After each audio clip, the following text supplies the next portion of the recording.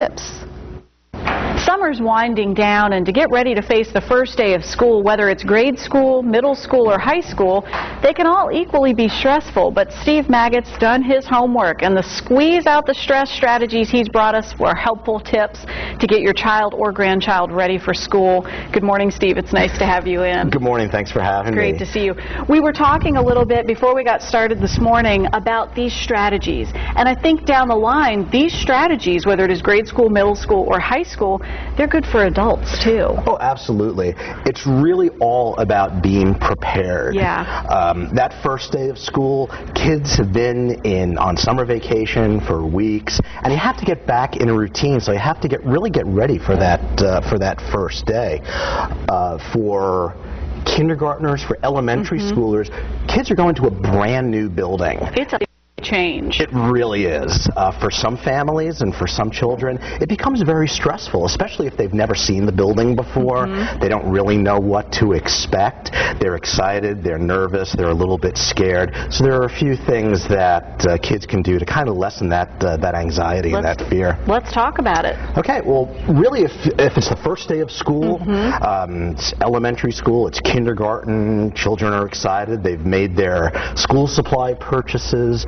But what you're going to want to do is, if you haven't already, a lot of schools start tomorrow. Some have already started already. But make sure you're familiar with the school. Make sure the kids have gotten to meet their teachers. They'll get to meet some of their classmates, and believe it or not, they'll see some of their friends in there that they've met over the summer, and that's going to relieve a little bit of that fear. More than just a drive-by, go in for exactly. And there's not a school around that wouldn't love having your student just drop by and say hello. And since grade school is a new experience for, as you mentioned, kindergarten and going on into elementary school, you've passed that first day. What can you expect maybe that first week as you're laying the groundwork for the year? Well, what you're going to expect is you want to have good communication with your teachers. Okay. That is just so important. Your children are going to tell you a lot about school. They're not going to tell you everything about school. Some things they're not going to even know about. You're going to want to set up a special area, especially for elementary schoolers, where they should study. Okay, so you're establishing study habits, set up that desk area. Exactly. Okay. It's all about good study habits, good organization skills. It's a full day of school. For elementary schoolers, it's a busy day. For middle schoolers, also a busy day, and then you start getting into some of the extracurricular activities, big time sports, scouts, whether it's swimming, gymnastics. You've got to make time to study, and you have to be able to organize yourself. So one of the good things that you can do, if you haven't done this already, set up a little study area, maybe a little desk, chair, lamp, notebook that your children can come home from school, relax, chill out for a little while, and then they can go into the studying. And they have their special area. They know where to go. They know how to get started. So start that in grade school, and as you fast forwarded a little bit to middle school here, some of the challenges you face there are the demands on time, because your whole working student landscape shifts, exactly. Doesn't it? When you're getting into middle school and high school, you've got extracurricular activities. Right. So now you've almost got this student life balance that you have to do. And one of the things that I hear from a lot of the parents who I work with is as the children get older, you hear them starting to drop activities that they've loved because school starts becoming a little bit more difficult and starts taking a little bit more time. But if you find yourself, if you can organize your day, you know how long you're going to be in school for, you know about how long you have to study, and depending on what grade it is, it should be about 10 minutes per grade.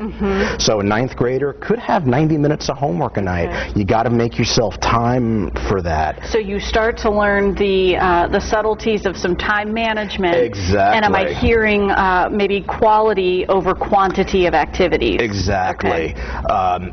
One of the things I love it when people continue with an activity from kindergarten through high school. That is the greatest accomplishment. Consistency is key. If somebody loves it, keep doing it. But you want to be able to limit the number of activities. You can't do 10 different clubs after school if you're a middle schooler and a high schooler. First, if you're a parent, you have to chauffeur them all over town.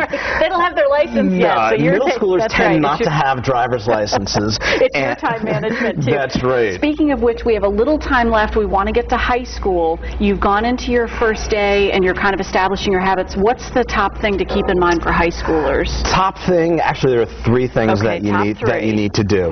Relax. Okay. Relax. Be cool. Relax. Okay. Oh, okay. Easy enough. High school can be stressful. It's a really new environment. It's exciting. There are lots of things going on. You start hearing about people applying for colleges.